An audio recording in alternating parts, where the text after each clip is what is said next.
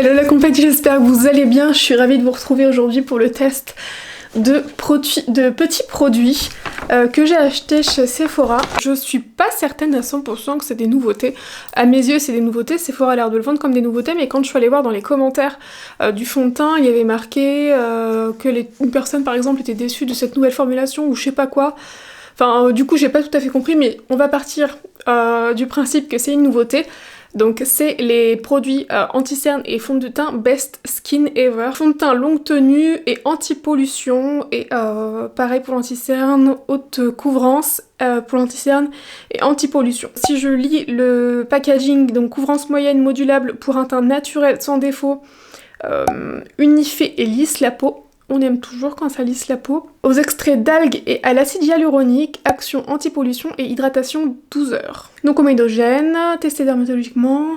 Ce flacon contient 30% de verre recyclé. Ok, là j'ai déjà maquillé mes yeux, comme ça je me focalise que sur le teint avec vous. Je l'ai acheté 17,99 €. Le prix, je trouve, est convenable. Il y a moins cher, il y a eu moins cher de la marque Sephora, mais je trouve que le prix est convenable enfin il est même plus que convenable si le fond de teint est bien. Ensuite l'anti-cerne est à 14,99 €, donc c'est pareil au niveau par contre du nombre de grammes, on est à sur combien 5 ml. Au niveau des teintes, ce que je trouve pas mal déjà, je trouve que c'est une très très bonne chose. Quand vous allez sur le site Sephora, vous avez plein de swatchs. Lorsque vous vous arrêtez sur une teinte de fond de teint, eh bien vous allez avoir à côté l'anti-cerne qui vous est recommandé, la teinte d'anti-cerne qui vous est recommandée, et je trouve ça vraiment pas mal. Après quelques recherches, j'ai essayé de regarder des vidéos de swatch, je finis par m'arrêter sur la teinte 23Y, et quand je l'ai reçue hier, je ne l'ai pas testé, hein, de toute façon vous pouvez voir, c'est nickel, c'est hyper propre. J'ai juste ouvert l'opercule parce que ça avait l'air assez foncé sur le flacon. Et effectivement, le fond de teint a l'air beaucoup plus foncé, enfin beaucoup plus foncé, j'exagère, mais il a l'air plus foncé que ma carnation. En revanche, la teinte m'a l'air d'être bien pour cet été, donc on va tester quand même, on verra bien. Au pire des cas, je vais bien le descendre dans le cou, etc. Et pour le test de la vidéo, c'est pas très grave. Vu que j'ai pris la teinte 23Y, à côté, la teinte en anti-cerne qui m'était recommandée, c'était la teinte numéro 27. Ce que j'ai par contre trouvé bizarre, c'est que au début j'ai hésité avec la teinte 23Y et la teinte 20Y pour le fond de teint, du coup je pense que 20Y ça aurait été mieux. Et c'est que l'anti-cerne 27 était recommandée à la fois pour la teinte 20 et la teinte 23. Donc j'ai trouvé ça un petit peu bizarre. On va commencer par le fond de teint, je vais bien l'agiter au cas où. Je vais faire d'un côté à l'éponge et de l'autre avec ce pinceau que j'adore de Real Techniques. Je vais en mettre un petit peu sur le dos de ma main. Je vais commencer de ce côté-là, ouais, c'est quand même très foncé, avec le Beauty Blender. Je me suis un peu emballée sur le nom du produit, enfin sur la quantité de produit que j'ai appliqué sur mon visage. Parce qu'il a l'air quand même bien couvrant, effectivement.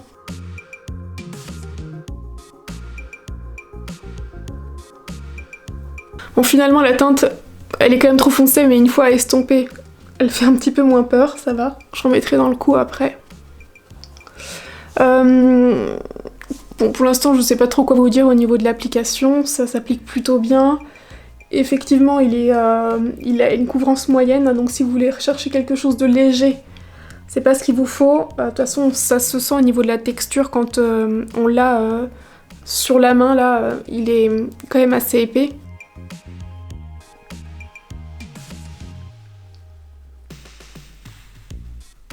Bah, vous avez des sous-tons justement au niveau des teintes.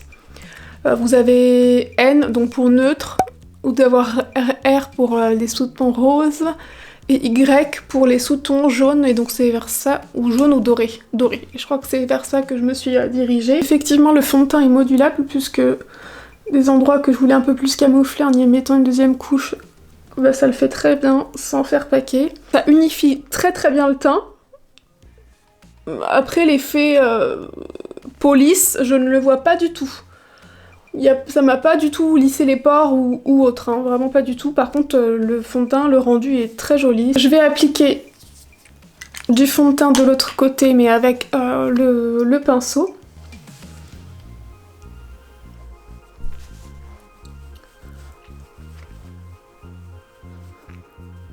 Alors je préfère largement le rendu avec le Beauty Blender. Là, ça fait un peu des traces. Il se travaille beaucoup moins bien avec, avec ce pinceau. Et pourtant c'est vraiment un pinceau que j'adore. Donc je suis désolée mais je vais reprendre mon Beauty Blender. Ouais, c'est vraiment mieux avec l'éponge. Enfin, c'est peut-être pas le juste, c'est peut-être simplement pas ce pinceau qui est fait pour ce fond de teint, mais y a pas photo là avec l'éponge, ce Beauty Blender. Ça se travaille vraiment bien, c'est très agréable. Bon, j'aime bien le fini parce qu'il est ni trop mat, ni trop lumineux. Alors, je vais en mettre un petit peu dans le cou, mais je vais faire ça en accéléré. Donc pour l'anti-cerne, donc je vais enlever le blister là puisque je l'avais pas fait. La teinte d'anti-cerne du coup m'a l'air d'être un peu mieux quand on regarde comme ça. Bon, la teinte d'anti-cerne a l'air d'être vraiment pas mal. Et du coup c'est pour ça, j'en ai peut-être mis un peu beaucoup, là je me suis emballée, hein. C'est marqué quand même couvrant. Je m'emballe, hein. Quand je vois cette teinte là, ça m'étonne moins qu'elle soit recommandée même pour la teinte de fond de teint en dessous. Puisque elle est vraiment parfaite. La teinte d'anti-cerne est parfaite. J'adore. Oh, je suis contente parce que là ça fait un moment que je recherche. Je vous en ai parlé sur Instagram mais je me tape des cernes en ce moment. Là encore ça allait hein. Mais il y a des matins où je me lève et j'ai des cernes violettes et tout et vous êtes nombreux à m'avoir dit que ça devait être un manque d'hydratation et sincèrement je pense que vous avez raison hein, puisque ces derniers temps avant j'étais habituée à beaucoup boire. Et je pense que c'est pour ça aussi du coup que ça allait mieux. Et là, ces derniers temps, je buvais pas beaucoup. Depuis que vous me l'avez dit, je m'y suis remise hein, et je bois au moins 2 litres par jour. Bref, mais tout ça pour dire que j'étais à la recherche d'un anti-cerne vraiment bien et qui camoufle bien. Et waouh! J'espère qu'on voit la différence. J'adore. Il file pas dans mon pli.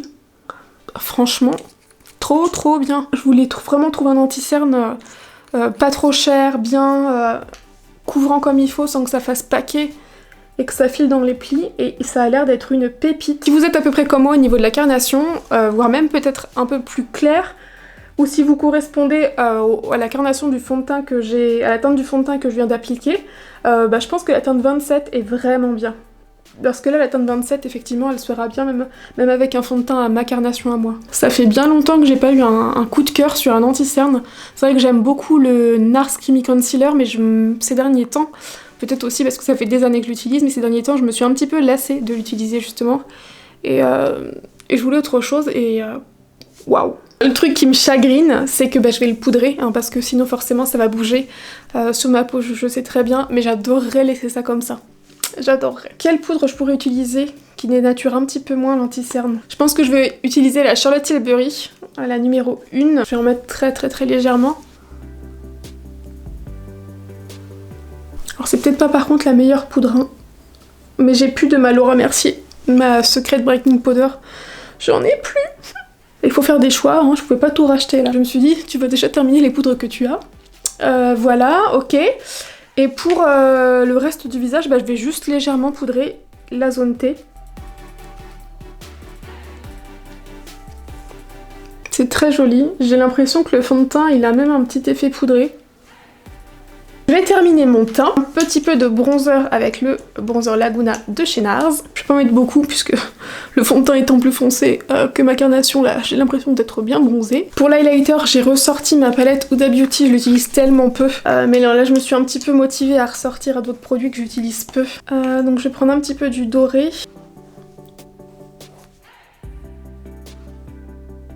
Un petit peu sur le bout du nez et sur l'arête du nez. Ici sur la Cupidon. Ici. Pour le blush, je vais utiliser le blush Georgia de chez Benefit. Et puis tout simplement, je termine mon make-up avec un petit rouge à lèvres. Et c'est le Princess Dance Floor Princess de chez Charlotte Tilbury. Voilà pour mon make-up, pour le teint. Je vais vous faire un zoom.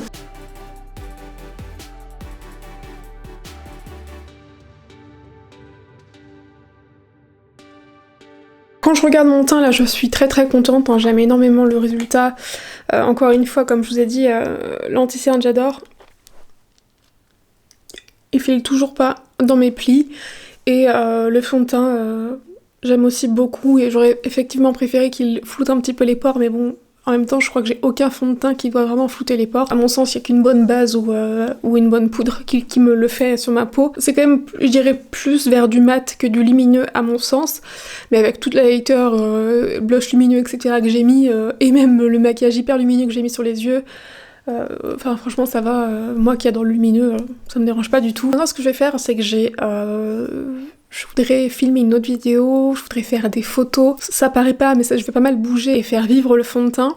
Et une fois que ma journée sera terminée, je vous retrouverai pour vous faire un topo et vous donner mon avis final, parce que là c'est tout frais, donc généralement le make-up on l'aime beaucoup quand il est tout frais comme ça. Et je vous retrouve, donc il est 19h, quasiment 19h30, 19h23. J'ai fait plein de choses et à chaque fois que je passais devant un miroir, eh bien j'aimais trop mon teint.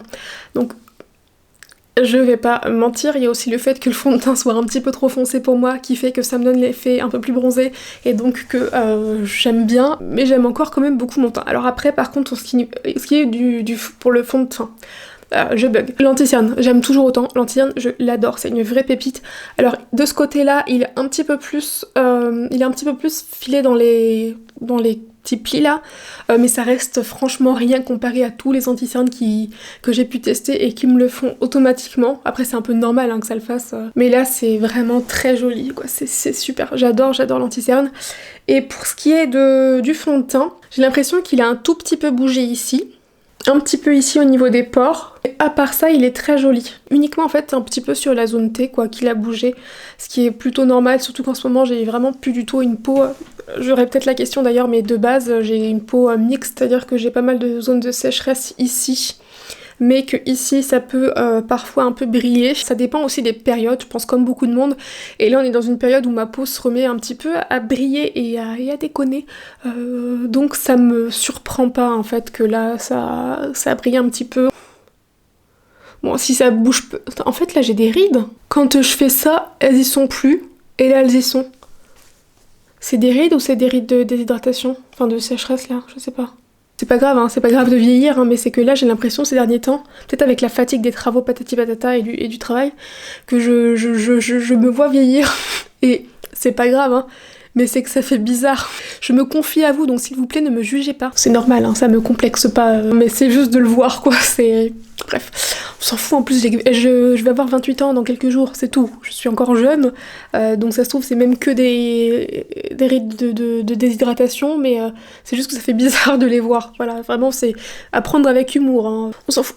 Donc ouais, ça a bougé là, mais c'est aussi à ces endroits-là que j'ai les pores un peu plus apparents. Aussi c'est peut-être même que des rides d'expression, ça se trouve, hein. Voilà. C'est peut-être pas le fond de teint idéal pour les peaux grasses selon moi. En revanche, si jamais vous l'avez testé et que vous avez une peau grasse, n'hésitez surtout pas à le dire dans les commentaires puisque on a tous une peau différente. Je pense qu'en tout cas pour les peaux mixtes, ça peut être un très très très bon fond de teint. Pour les peaux sèches, je ne sais pas, même si là, donc ici où j'ai pas mal des zones sèches en ce moment, ça ne m'a pas marqué du tout les zones de sécheresse. Encore une fois, si vous l'avez testé, n'hésitez surtout pas à le préciser dans les commentaires, j'attends vos retours. J'espère que cette petite vidéo vous a plu. Je vous fais des gros bisous et je vous dis à très vite, ciao!